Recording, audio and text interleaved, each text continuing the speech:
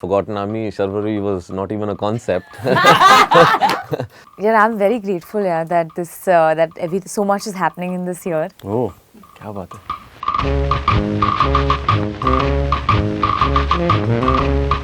The show really is, as the title suggests, The Forgotten Army, about a chapter in Indian history that we've all forgotten about.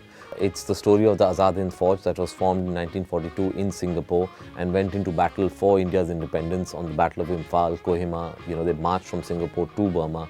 But somehow in those years, British had censored all news about them, so India did not get to know anything about what was happening in those 3 years. And subsequently, after independence also, their contribution was never recognized. Not a single soldier from this army was ever taken back into the free independent Indian army. And slowly as time went by, it became the Forgotten Army. So the attempt now is to bring to life the story of these men and women, 55,000 soldiers who went into battle for India's independence. 27,000 of them laid down their lives for this cause, and this is what the series is all about. Should I start? Are you Of course, you'll start. So I'm playing a character called Maya, and she is a civilian. She plays a photographer who hears this speech of Netaji Subhash Chandra Bose and is almost as compelled to be a part of the Azad Hind Fauj.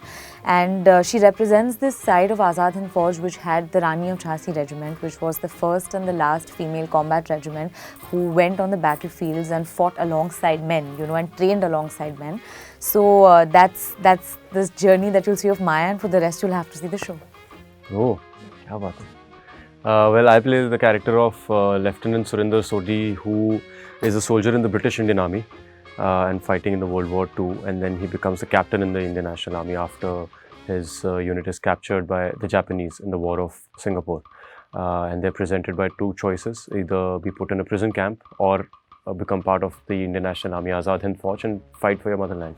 So it really, Surinder represents that side of the INA where the soldiers had to deal with a lot of dilemma, a lot of questioning and change of sides, because like he is steeped in the traditions of British Army. His father is from the British Army, his grandfather was from the British Army. So to suddenly change your allegiance and fight for, and to understand that it's not British India, it's actually India that you have to fight for. So he represents that side of the army. When I was doing the original Forgotten Army, Sharvari was not even a concept.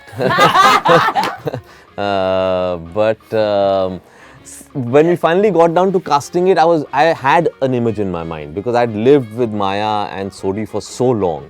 Every filmmaker has an image in their mind about these characters. We went through extensive auditions.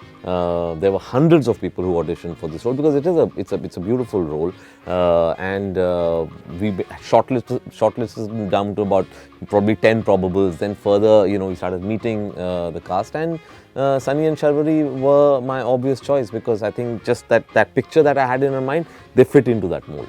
Yeah, I'm very grateful, that so much is happening in this year, and like you said, it does look amazing. I'm very happy. I'm very grateful, and let's see. I mean, this is up for release. We're shooting that, so we'll see by the end of 2020 how it really looks. In fact, strangely, so my parents actually, I was doing something else. I was studying science, and when my parents saw that I was really inclined towards this field, they sat me down and they said to me that, listen, we know you want to become an actor.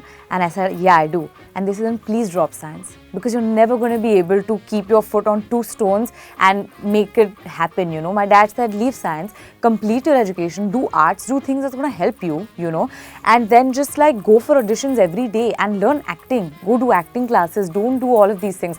And I was taken aback. I was scared having this conversation with them, So I think it was very flip in my case, in fact. And my first audition was in 2014. And so when I got this project, which was 2017, 18, around 18, I think. Yeah. So, they were very happy, because they've been with me in that wait. So, yeah. That's, yes, also a very special story that I've been working on. I've been fortunate to have had these two, fabulous stories in a certain sense choosing me because they're both stories that have been there for years, and somehow people did not sort of grab them and make them. I'm really happy they didn't, because I got to narrate these amazing stories, both stories which are really moving. I think they are stories that really give you that sense of warmth and feeling good about being an Indian.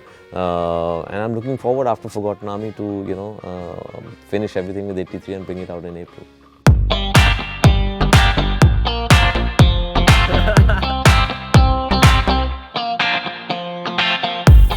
Have you ever lied about liking a film after you've been to its screening?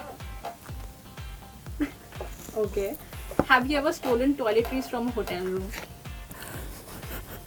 Have you ever been cheated on? Okay. Have you ever stolen money from your parents? Did you lie during this interview? Okay, great. That's it. Thank you so much. Thank you.